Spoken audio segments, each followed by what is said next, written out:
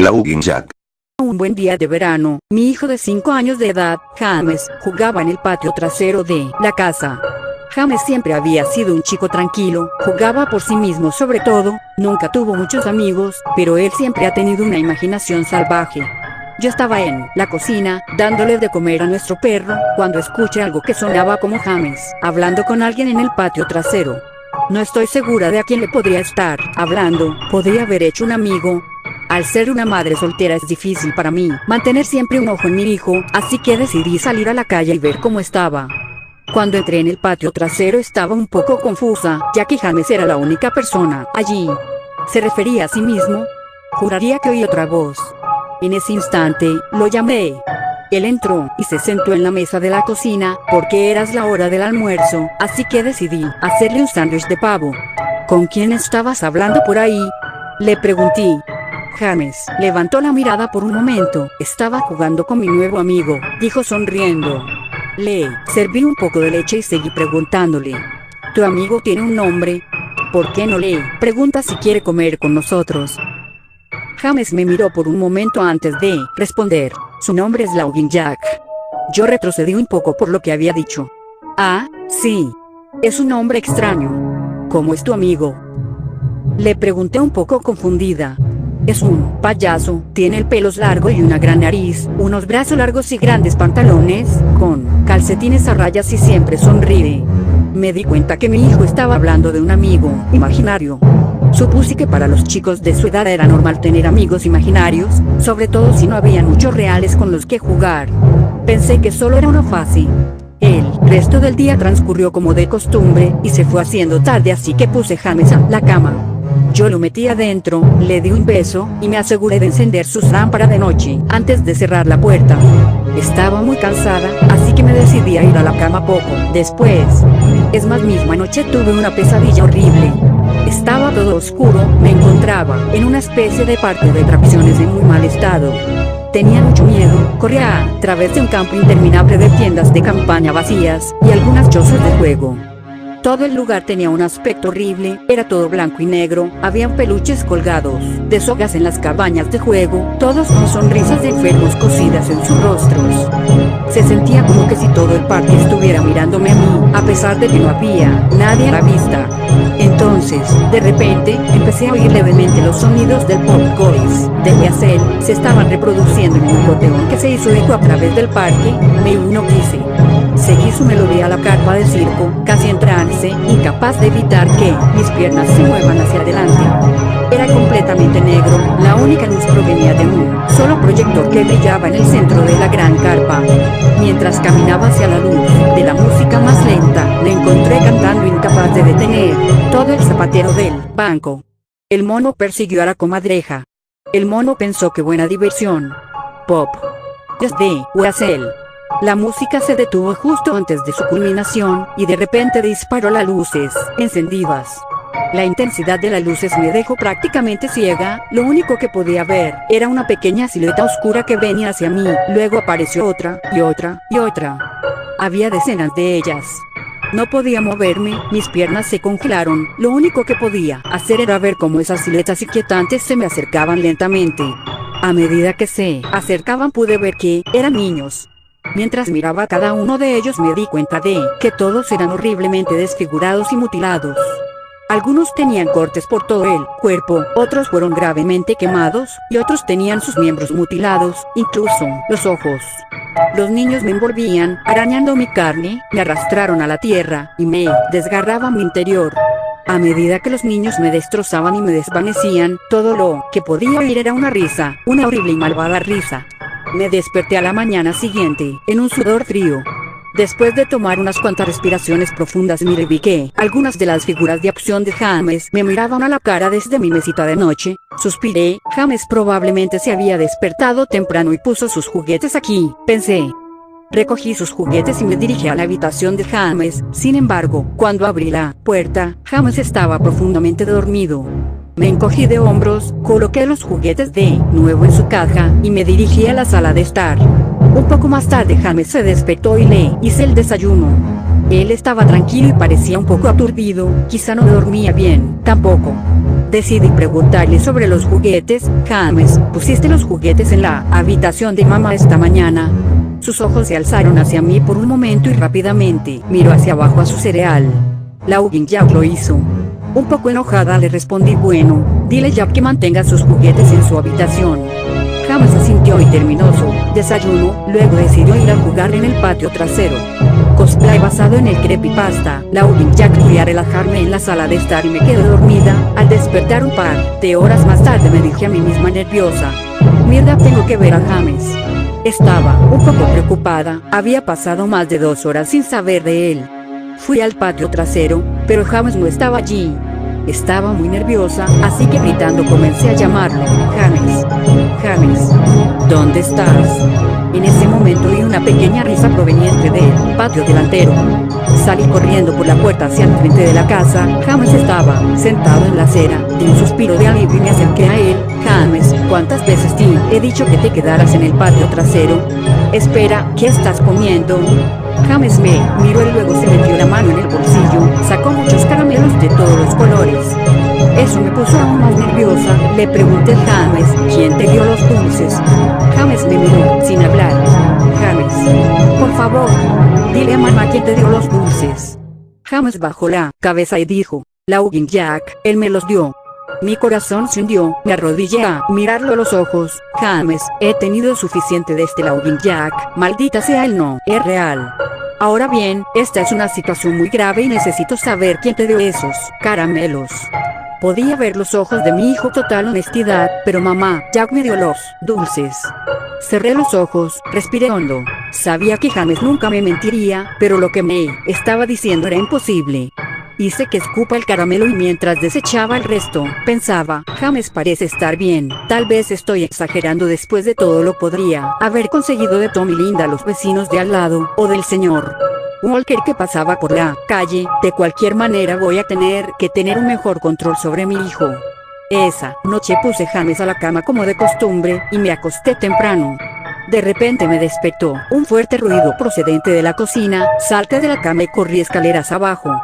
Cuando llegué a la cocina, estaba horrorizada. Cada cosa que había en los mostradores se había caído al piso, y nuestro perro estaba muerto y colgado de la lámpara. Su estómago estaba a cielo abierto y relleno de caramelos, del mismo tipo que James estaba comiendo ese mismo día. Mi impresión se fue rompiendo rápidamente por un grito agudo procedente de la habitación de James, seguido de fuertes choques. Rápidamente agarré un cuchillo del cajón y corrí por las escaleras con la velocidad que solo una madre cuyo hijo está en peligro podía tener.